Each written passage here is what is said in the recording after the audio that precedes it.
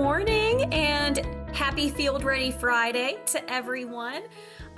Thanks for joining us today. We're super excited to start talking about hosting compliant Medicare events and give you some ideas for grassroots marketing that really works.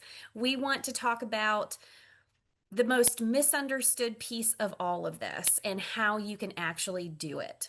By the end of the session today, we really want you to know the difference between Medicare educational events and Medicare sales events because they're very distinct. They've got different CMS rules, what CMS expects from us from that compliance standpoint, and then how to use grassroots marketing to fill your events and build long-term pipelines, not just business for AEP, but getting you generating business all year long. So this isn't really about theory. We really want to give you guys a repeatable and compliant approach that you can use to tackle this year round. So I would like to start out with having a little participation from everybody. If you could pop into the chat box if you have ever done a Medicare event before, whether that was a tabletop event at a festival, a senior expo, have you done a Medicare educational event, or have you partnered with a carrier and done a sales event before? I'll give you a few seconds to pop some of that in the chat. All right, CVS. That is a perfect example. Partnering with your Aetna carrier. Did that go well? Thumbs up, thumbs down? Because there's some strategy with working those CVS stores when you do retail. Walmart, CVS, Walgreens. Diving in head first. So we're going to start talking about Medicare educational events. And this is where most agents often tend to cross some compliance lines without realizing it. You're not doing anything uncompliant, non-compliant on purpose. So what we really want to do is make some things very clear. The purpose of an educational event is very simple. It's educational only. It's not a sales event. So as a matter of fact, you have to make sure you verbally state that in your introduction. So you can say things like, thank you for coming today. My goal for today is to help you understand and educate you on all things Medicare. All right. So you don't have to say, this is a, very formal, this is a Medicare education event. You don't have to say it like that. There's lots of different ways to say it. But the purpose of the event is very simple. At an educational event, you can explain the ABCDs of Medicare. You can discuss their general eligibility, the enrollment periods, how Medicare works. You can answer general questions. You can collect consent to contact forms. So you can do all of those things. What you can't do is talk about plan-specific benefits. So you're not allowed to answer questions about, oh, hey, Miss Rachel, I'm on this United Healthcare plan. You have to learn ways of getting folks to not ask you plan specific things, and you have to have some good responses. You can let them know, you know what, that's a really great question. We can talk about that after the event. We can talk about your specific instance when the event's over, but that's a great question, and I am licensed to talk about that product. So you want to keep it very general. You cannot take an enrollment form. You cannot collect scopes of appointment. You cannot conduct any type of sales. So again, no chit-chatting about premiums, co-pays, food cards, things like that. And you also are not allowed to have an immediate appointment right after the event. For 2026, there is a 12-hour cooling period that you have to abide by. So if you collected a consent to contact, Miss Jones said, yep, I want Rachel to give me a call to help discuss my particular situation. You have to wait 12 hours to call that client. All right. You want to stay away from anything plan specific. You cannot come to that meeting with any kind of marketing materials that are plan benefit information with Medicare Advantage. You can't have a summary of benefits and enrollment booklet, nothing like that. Okay. The most important thing to remember here with educational events is that they're wonderful, they're fun, they don't have to be boring. They create trust within your community. The sale happens later in a one-on-one atmosphere. All right. So, a few examples that you actually see here on the screen.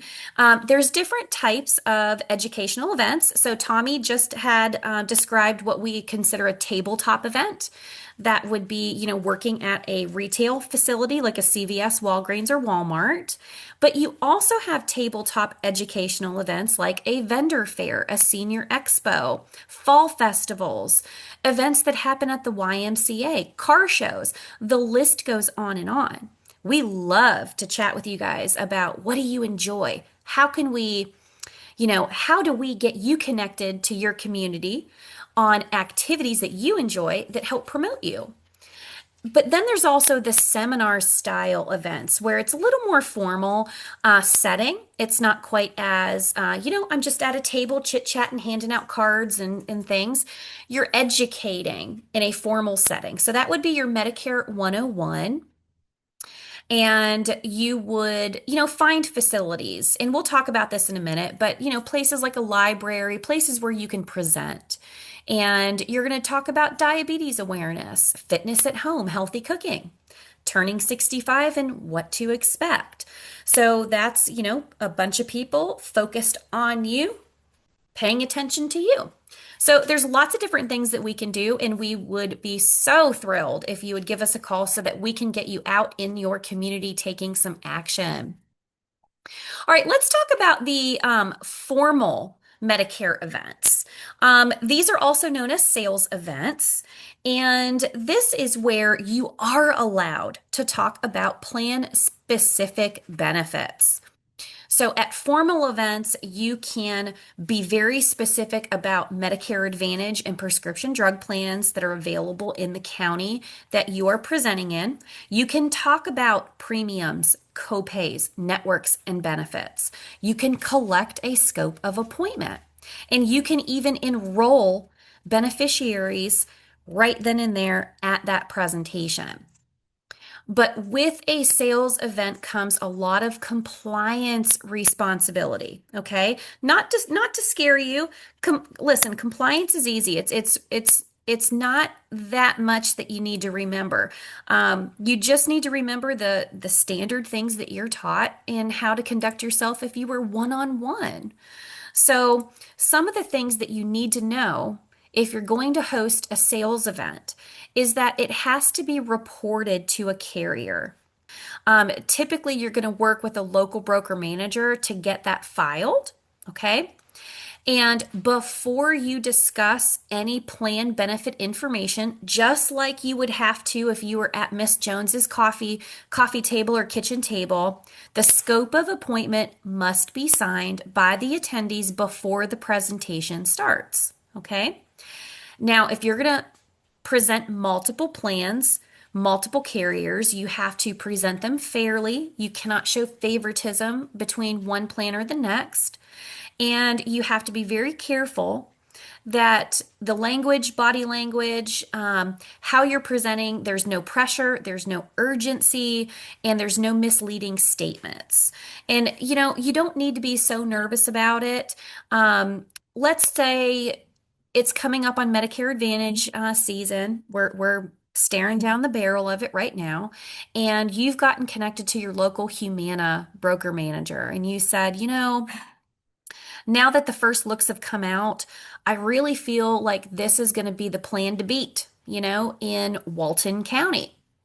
And I'd really like to be able to do a sales seminar where I just present the HMO option and the PPO option. You can do that. You can be carrier specific. So in that case, you would just work with your Humana broker manager. And in a lot of instances, the carrier will help you put butts in seats. if you're going to specifically represent their plan. So talk to us about how that works, and we would love to be able to get you connected. So, an easy way to think about it. Educational events are a little bit more classroom, and formal events are a little bit more showroom. And you're going to need both. But you can't mix the two together, okay? Two very distinct things. So let's get into a little bit more about the compliance piece of this. Of course, CMS has their marketing and advertising rules, and compliance really starts before your event ever happens because you have to market your event. So, if we're talking about posting flyers, sending emails, social media posts, or handouts that we're going to put in, waiting rooms and things like that, there's a few things that you need to know if you're going to make your materials on your own. You have to clearly state that the event is either educational or sales. You have to include the required CMS disclaimers. You have to avoid misleading language like best, top plan, or recommended. And you have to avoid anything that may imply that this is a government endorsed event. All right. Because if your marketing isn't compliant, then the event itself doesn't even matter. It's already a problem. So, what we like to tell agents is, you know what, best practice.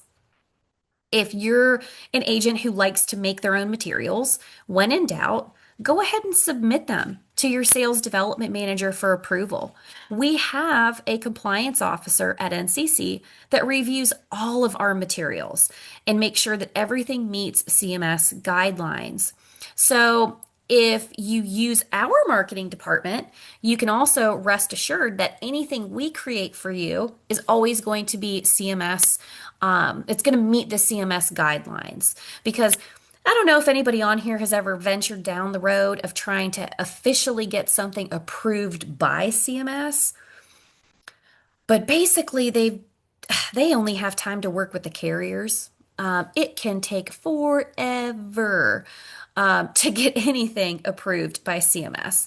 So, but you can rely on NCC and our compliance that we're going to get you materials that are going to be compliant and not get you in trouble. All right. Let's talk about what actually happens in the room. So I have got butts and seats. I love it. I see all these beautiful faces. One of the things that you've got to do in the very beginning of those events, when you're doing your welcome and intro, you have to set expectations. Thank you for coming today. My goal today is to educate you on all things Medicare. All right, that's an easy edge. I clearly stated that I'm educating you on all things Medicare. But if this was a sales event, thank you so much for coming today. Today, we are going to cover what your Medicare Advantage plan options are in Walton County. We have a lot of road to cover today. At your seat, you'll find a pen and paper to take notes. You're also going to find a scope of appointment. That scope of appointment, it protects you and it protects me, and it's required by CMS that you agree to receive this information I'm going to give you today. So if you could please make sure you sign that before we get started, I'd really appreciate that. And if you have any thoughts or questions, there's also a blank piece of paper, and we can address those at the end of the presentation. Really easy, doesn't have to be Rachel's words. If you want to talk about it, go ahead and call your broker manager at NCC and we will talk about it with you and just, make things natural for you. But the next thing is, you want to make sure that you stick to your agenda as well. And that's going to make things flow and it's going to make sense. You only want to use approved materials. So, approved materials. When I say that, I mean a lot of agents like to make their own types of cheat sheets. I'm all for a cheat sheet that helps you be more efficient and helps you do a better job for your clients. However, cheat sheets aren't a CMS approved material piece. You can't use a homemade chart. You can't use a homemade spreadsheet to do plan comparisons side by side. I know a lot of people probably do that, but you can't, especially if you're gonna want to hand something like this out at a formal sales seminar or an educational event, okay? So you only want to use approved materials. And my recommendation is if you're partnering with Humana, since I'm on that example kick right now, you're only going to use Humana approved materials. You can do that HMO versus PPO side by side comparison printout if you want using Humana's quoting tool. All right. So you just want to make sure that anything homemade is not being used in this capacity. All right. And then, of course, I've said this a couple times, all right, already. If it's educational, you've got to be able to redirect sales questions appropriately. So, what does that mean? Again, that's a great question, Miss Jones. I'd be happy to talk through that with you one on one after the event. All right, and then move on. So, here's some things that you don't want to do. You don't want to turn an educational event into a sales pitch. Educational events, you're the helper. I'm just here. You're selling yourself truly. You are educating them, you're answering questions, you're building rapport. You do not, again, want to pass out any plan brochures at an educational event, no sales materials. You don't want to offer gifts or incentives that are over the CMS nominal value. It has to be $15 or less. And you can't make statements like, I think this plan would be perfect for you. So that would be something that you would not want to say at a sales seminar. And of course, you can't even talk about plans at an educational event.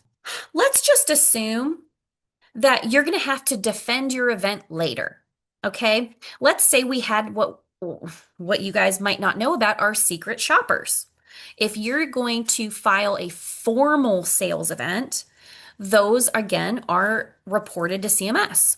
CMS does hire seniors in the local markets nationwide to pop in to events that are filed, and they listen and they are educated on CMS compliance, and they pretend like they're any consumer just responding to an RSVP. So you always want to make sure if you're doing a formal sales presentation that you've got your list checked off, okay? So what you want to do is always keep things nice and neat. And I know that's hard for some of us because not all of us are nice and neat. I'm not always nice and neat. My kids certainly are never nice and neat, but I like to call it an event in a box. NCC offers an event in a box that you can get customized to you. And that event in a box is more about the marketing materials, your banner that pops up from the floor, tabletop signage, ask me about Medicare, things like that. But in addition to that, I always tell agents just keep an event tote together that's easy for you to either cart on wheels, pick up and carry, but it's got copies of flyers and advertisements. It's got your slide presentations printed out. It's got your sign-in sheets for the event. It's got your consent to contacts. It's got scopes of appointment. So you've got it prepared at all times. You're just refilling your tote. Makes your life easier. But all of that documentation, it's not just that it's organized and it's easier, it's that it protects you. It's that you have those things available. You've got the proper things available. All right. And you also may want some type of box that locks so that you can protect PHI at all times. All right. So just a suggestion, but most of the time, if agents are going to do enrollments when it's a sales seminar, sometimes agents do like to do paper because it's easier in that type of environment. But a lot of agents have their iPad or their laptop, and you might not even need to worry about it. Hosting a successful Medicare event. The venue is normally one of the best drivers for getting people there.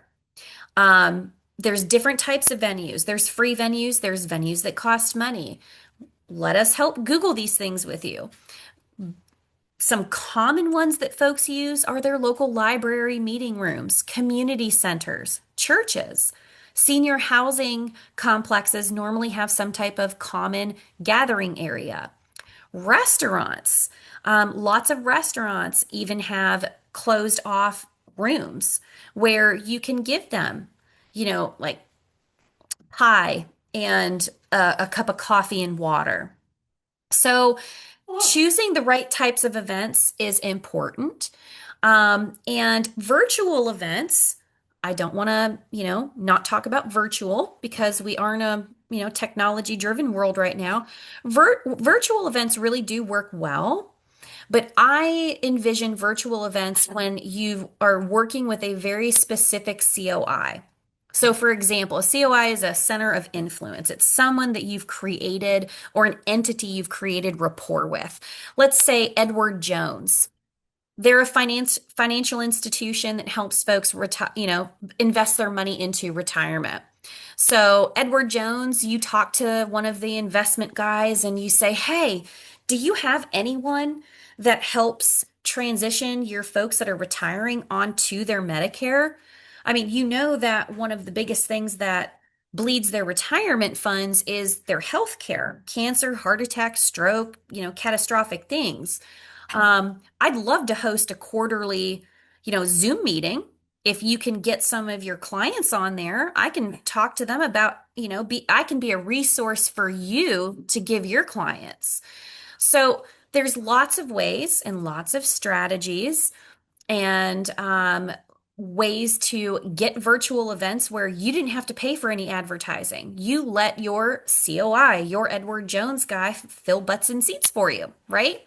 So just talk to us. There's so many different ways that we can get, really creative with this. So choosing the right venue. Now let's talk about the actual event structure.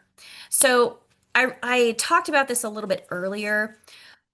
You want to keep your events simple and repeatable. All right.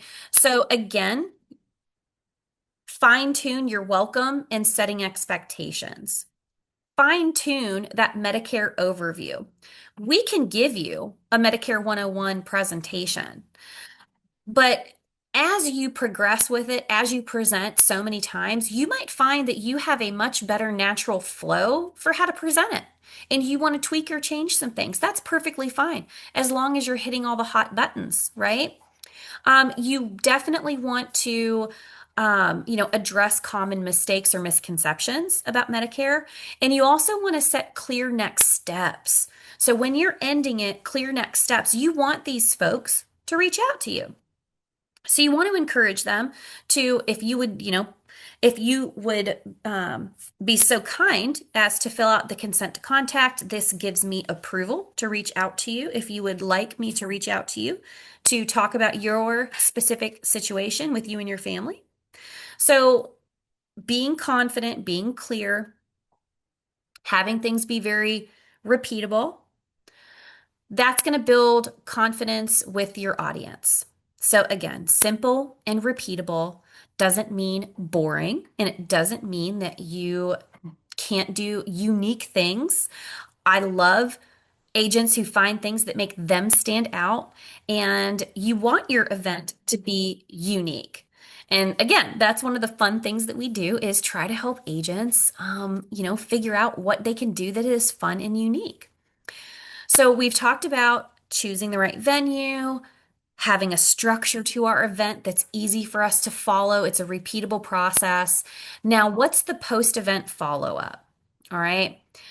The money's not made at the event itself. The money's made after the event. Okay. So your goal here is to get as many one-on-one appointments scheduled from as many of those consent to contacts that people filled out. Even if they did not fill out a consent to contact, you still have the fact that they RSVP'd, they came, they signed your sign-in sheet. You have their address. Send them a thank you card for following or for coming to the event. And then you want to continue to reach out with more education, right? So this is where an educational event is turned into enrollments in a compliant way. All right. And those thank yous, um, I said thank you cards. Agents have many different mediums and different ways for doing things. Some agents are super tech savvy and they like to do email. Some do text messaging. Some people love the I'm going to handwrite this card. It's completely up to you what you want to do. All right. You have to create for you what works best for you. So let's get into diving a little bit more into what exactly is grassroots marketing. Grassroots marketing, it's local, it's relational, it's trust-based. It's not having to pay for expensive ads. It's not paying thousands of dollars for mass direct mail. It's simply showing up consistently in your community so people know who you are before they need help with their Medicare. Building that referral base, going to your chamber of commerce, becoming a partner, meeting all the people in your community that own businesses, talking to them. How can we help each other? It's not, it's really building trust with folks. And the most successful referring partner agents we have are ones that have ripped the band-aid off and started networking. You're out there, you're having fun, you're going to happy hours with the chamber, you're going to, toast in topics, and you're listening to all different kinds of people. You're sharing business cards. You're giving your testimony on who you are and why you're doing what you're doing. All of those things are very, very important to create that community presence. You want to have that visibility. Lunch and learns, building up those referral partnerships with, pharmacists and CPAs and tax preparers and real estate agents, having just community visibility, volunteering at events, getting your information up on every public bulletin board that you can, participating in health fairs. The list goes on and on and on and on and on. We can keep you busy, and that's what we want to do. And a lot of this stuff doesn't cost a lot of money. So we want to get you connected. We want to get that credibility for you built up in your community. So, get connected with us. Some of those high impact strategies, you know, they're really great. And that's what we want to do. Um, those types of relationships for you, as you stay consistent with them, as you nourish them, they're going to compound over time. And I promise you that if you are consistent, it's going to pay off. We have a veteran top producer that decided one day that she was done buying leads. She was over it. She was done cold calling. She was going to grassroots market and network in her community. She's now been on podcasts. She's been on commercials. It's connected her to so many folks. She's now connected to a humongous dealership chain, and she's helping their folks that are seniors that are still working get off major medical and go on to Medicare. There are so many things that will get your phone ringing just by getting up and saying hello, just by getting up and showing up. We want to put it all together. Grassroots marketing is going to fill your events. It's going to build trust.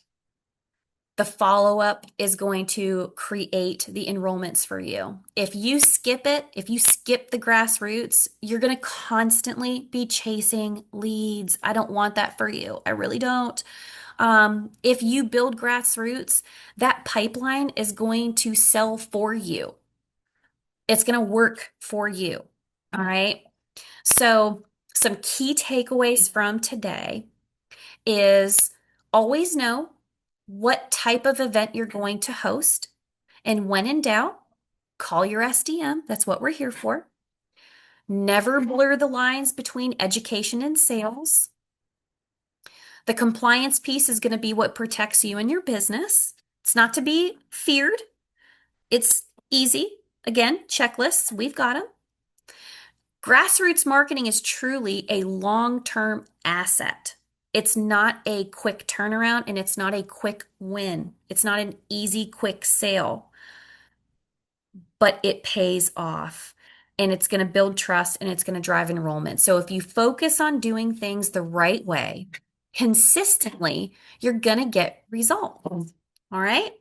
So I would like, because we've wrapped up a little early, I'd really like to open the floor up to having some conversation if we could. And I'm going to take a look at our chat. And let's see. Tommy, you had a really great response a while back. You have to have them sign up first before you give them anything free. Yes, sir. If you've ever worked a senior expo, then you will have seen the ladies who look like they're about to tip forward on their walker or their scooter because it is lined with bags and it's got every cup and stress ball and pen and band-aid and all the things. They come and they really collect. And what else did you say? Don't ever let them sign up all together in just one sheet of paper because some of them prefer not sharing their privacy with others or putting it out in public like that.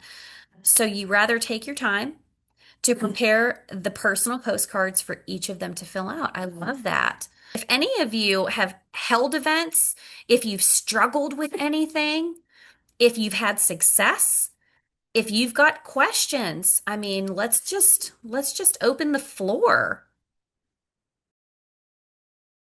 And anyone on the sales development team that's on here today, please feel free to unmute. I do see Angie, I do see Danielle.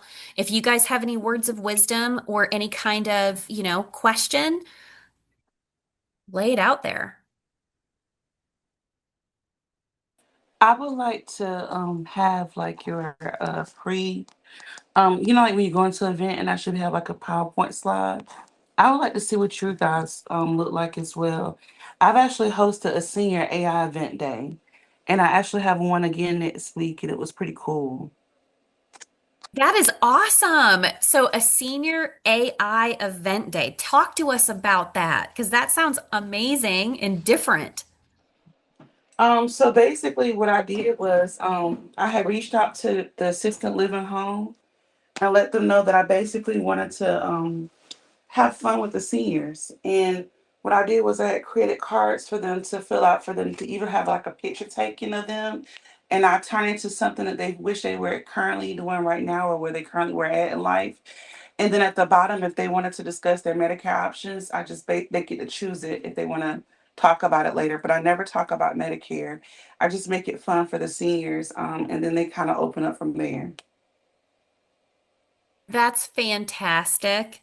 And if you can continue to replicate that process and wake up with a purpose every week and say, okay, I am going to make a list of I'm going to get on Chat GPT for crying out loud. Let them do some work.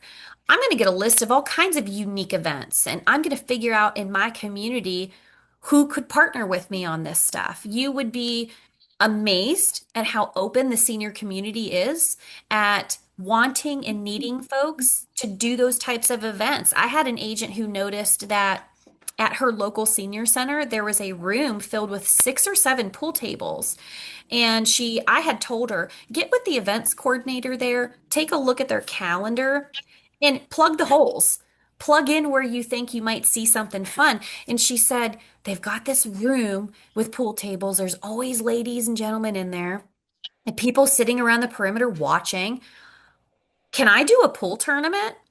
And we threw it together with her lickety split. She got connected to Humana. They co-opted and helped her pay for pizza and soda.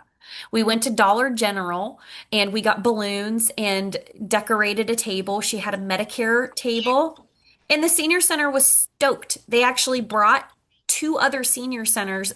They've all got buses and transportation. 2 other senior centers, and we helped create a flyer for her, and they just communicated and held this event. It's not hard, and it can be so fun. Anybody else want to share if they have done anything, or do you have any questions?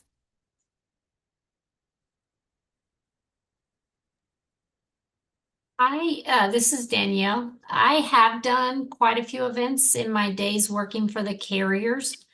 And I always thought it was great when we had little handouts that were fun. The big foam fingers we did at a tailgate, different things like that.